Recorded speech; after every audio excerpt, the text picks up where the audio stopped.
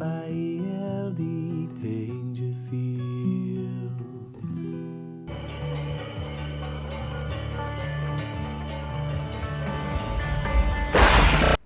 All right there. Some of you will remember a conversation I had with a young lad called Pepsi Watson. And I think he had quite an effect on a lot of people. He was a bit of a naughty boy in his youth. But he was part of this Blairite nonsense called the IPP, which is where you serve your time, and then when you come out, they can chuck you back in at any point for anything they want. And it's been abolished. This is the mad thing about the IPP. They've seen the absolute inhumanity of it, but people who are on it are still on it. So it's absolutely insane.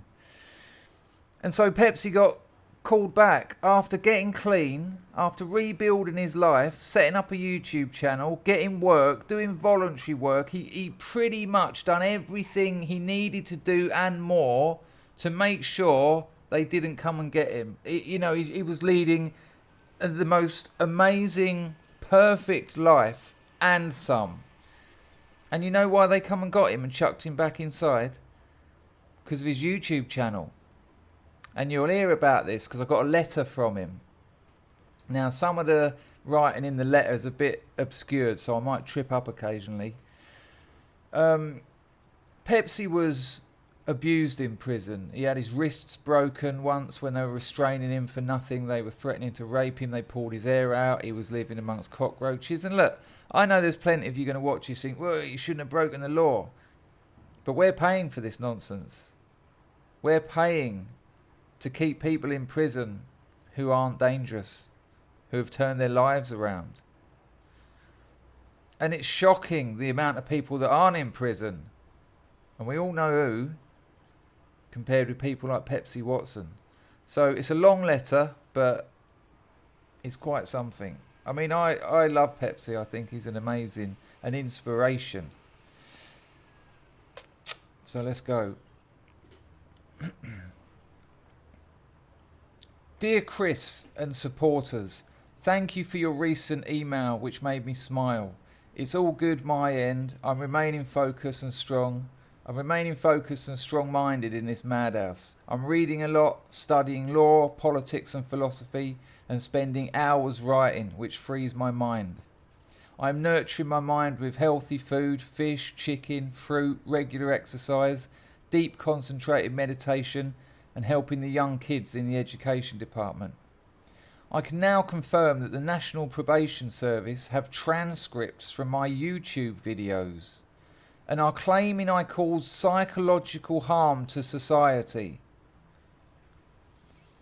I can also confirm that the National Probation Service, most likely on behalf of the state, were building a case against me as far back as August 2019.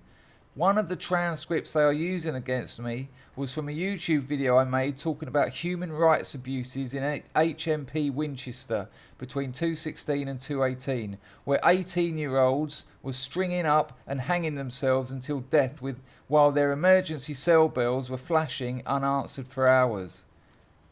I also talked about short tariff IPP prisoners with 2-year tariffs in their 13th year of detention, with no hope and no release dates, enduring catastrophic breakdown in mental health, carving chunks of flesh out of their legs, wrists, throats and genitals as they lost their minds. I also spoke in the video about the heroic hard-working prison officers working in some of the most violent conditions in the entirety of the Western Europe. I spent 2 years in HMP Winchester Prison, subject to IPP recall after being in the community for nearly 6 years on IPP life licence. At the time of my first recall, I had worked 45 to 70 hours a week in the hospitality sector for 5 years with no days off sick.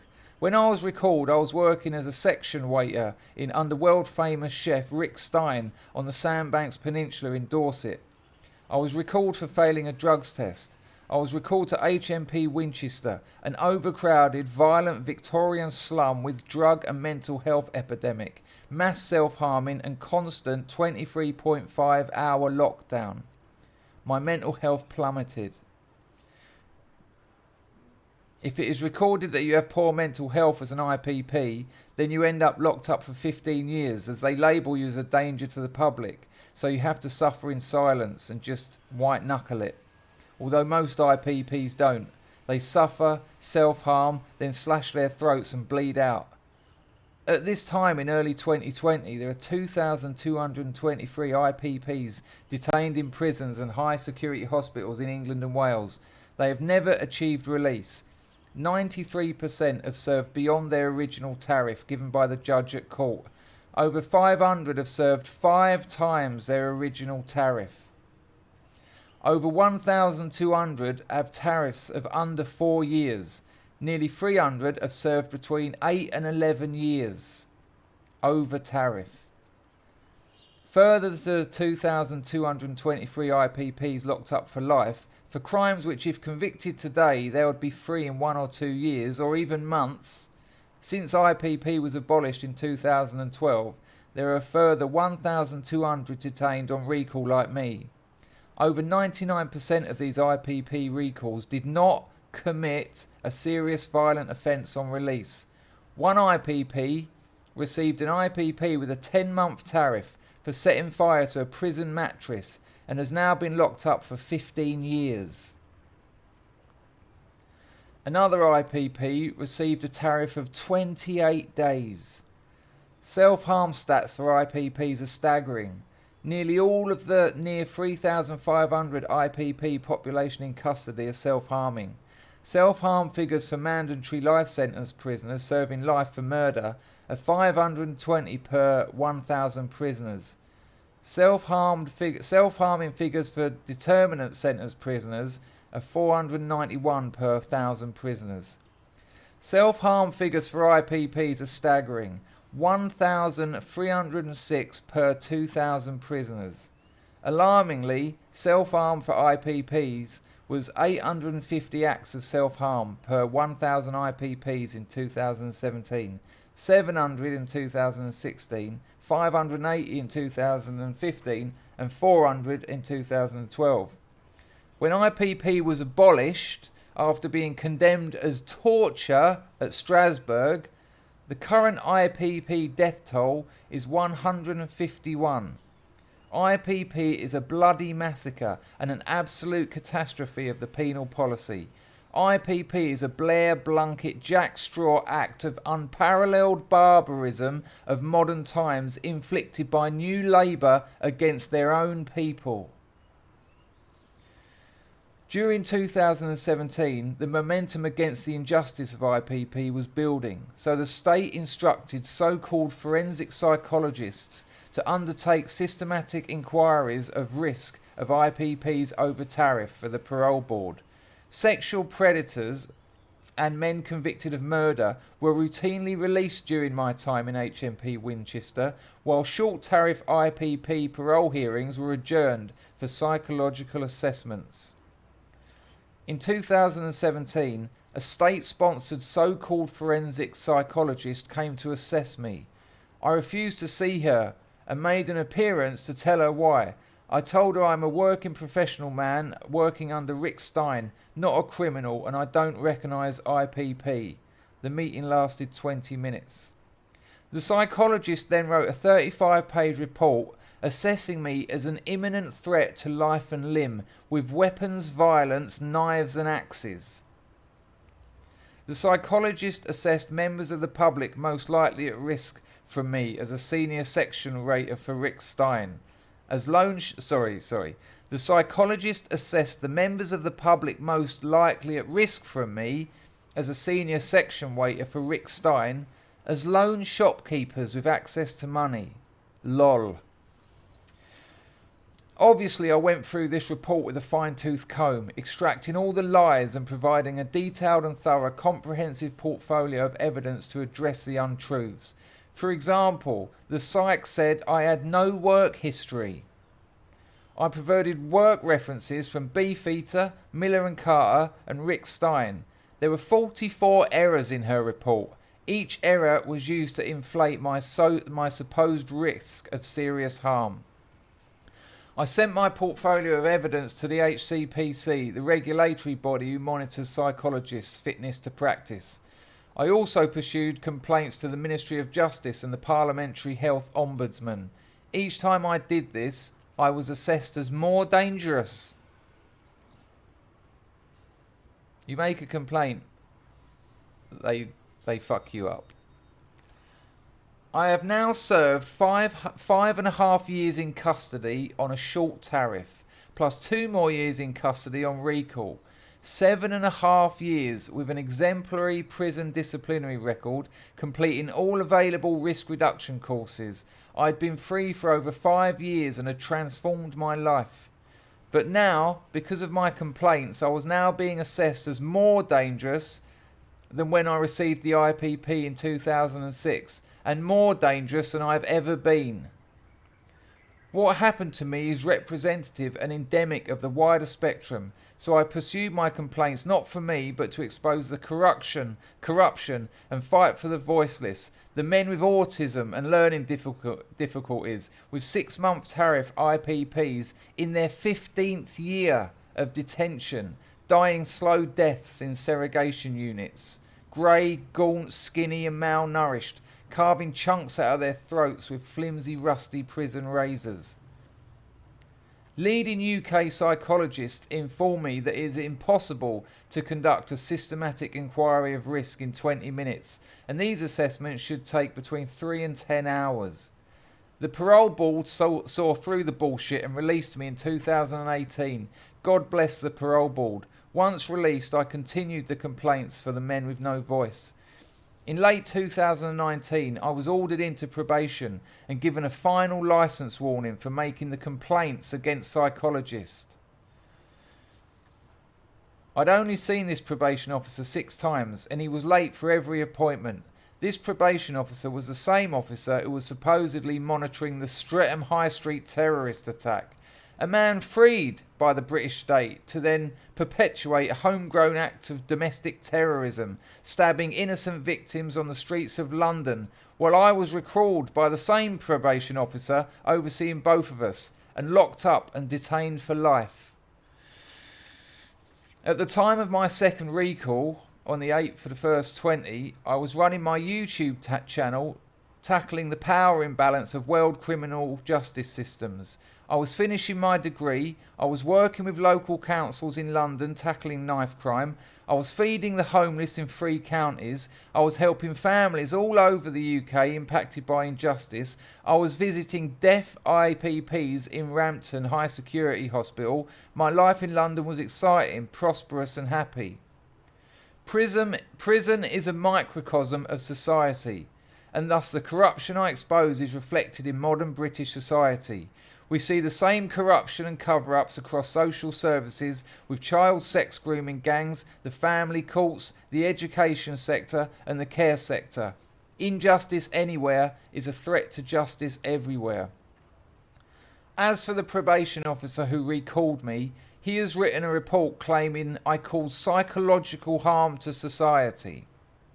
He has recommended that I be transferred to the highest secure prison in the UK, HMP Belmarsh, to do therapy with child killers and terrorists. Pepsi Watson. I have committed no crime. I have been charged with no crime. I have seen the inside of no courtroom. I am locked up for life. My licence expires in 2119. If this can happen to me, this can happen to your children. Take note. My pain runs very deep, and some days I am simply overwhelmed with sadness and despair. Some days I have to hang on to my mental health by the skin of my teeth. Some days I pray on my knees in my prison cell, in the dark, and the hopelessness and helplessness is indescribable. Yet I rejoice in my suffering, for pain cultivates character and hope. If I can have an enduring struggle, then the children in our great nation can have hope too. I am nurturing my mind with purpose, exercise, deep concentrated meditation, and helping the kids in the education department. I am reading and writing non-stop, studying politics and others. I am writing a trilogy of books, 75 chapters inspiring a victim-focused world criminal justice system revolution, consistent with and complementing modern world advances in neuropsychology, neuroscience, medicine and artificial intelligence. I am writing the best works of my life. A registered foster carer of great life experience recommended me to work for and advise the British government. The man described me as an artist producing powerful cutting-edge works of awe-inspiring nature whilst enduring immense pressure in an extreme environment. I welcome recent British government policy and legislation regarding the points system and the 200 million plus investment to tackle homelessness. Bravo, Bojo. I am happy to assist and help and advise in any way I can. I love this country, I love our way of life, and everything I do and say, and everything I did and do and say as an activist is for no other reason than to fight for safer societies, reduced recidivism, and a brighter, more prosperous United Kingdom for our children. This is the lifeblood of my existence. That said, do not underestimate my resolve and conviction to continue to fight for the voiceless, and to continue to fight the endemic corruption causing major loss of life, the mass harming of a generation of children, and which continues to tear away at our great nation like a poison. I will not be going to HMP Belmarsh willingly. I will not be undertaking therapy with child killers and terrorists. I will continue to fight for the voiceless with nothing other than a pen and paper. A warrior's greatest weapon is his mind. When I write, I am free as a bird gliding through the night skies. When I write, I feel alive and inspired. I feel touched by divine intelligence. I feel empowered, strong, resistant. Sometimes when I write or when I pray on my knees, when feeling pain and despair and I need courage, I can not only feel or envisage the spirit of the universe, but I can taste it. For courage is not fearlessness, and fearlessness is not courage.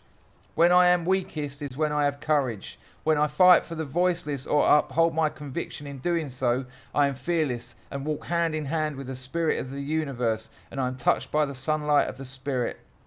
My position in fighting for the voiceless is non-negotiable. My road ahead may become dark, yet my darkest hour will only ever be 1 hour. May my fearlessness in my darkest give me light and hope to the voiceless, those who suffer. May my fearlessness during darkness inspire flocks of angels from the heavens to protect and nurture all vulnerable men, women and children who suffer with no voice. May the fearlessness, resolve, resilience and conviction during darkness be the inspiration that reminds me the masses, that is we, the people who possess the true power, and may awaken to this and be blessed with clarity and presence of mind. To see this reality and see things as they are, I will orchestrate, if need be, the highest profile hunger strike, suicide of self this world has ever seen. I am ice cold in conviction, steely in resistance and fearless in mind. The pain and continued suffering of the voiceless is my comfort and my peace, for hidden in the hollow of his blessed hand, never foe can follow, never traitor stand. Not a surge of worry, not a shade of care, not a blast of hurry touch the spirit there. God bless the United Kingdom and everyone in it. Every day I am flooded with support, letters, messages and cards, with people asking how they can help me. Here in the UK, you can lobby your local MP via email. It's 5 minutes work. To inquire why, as a British taxpayer, you are paying for a man doing good work in the community to be locked up for life even though IPP was abolished. More importantly, you can help me by helping others, the sick, the needy, the vulnerable, the weak. Love keeps no records of wrongs, so may you love by recognising yourself in others, and may you find yourself in doing so. Pepsi Watson, activist, political prisoner, visionary. Peace.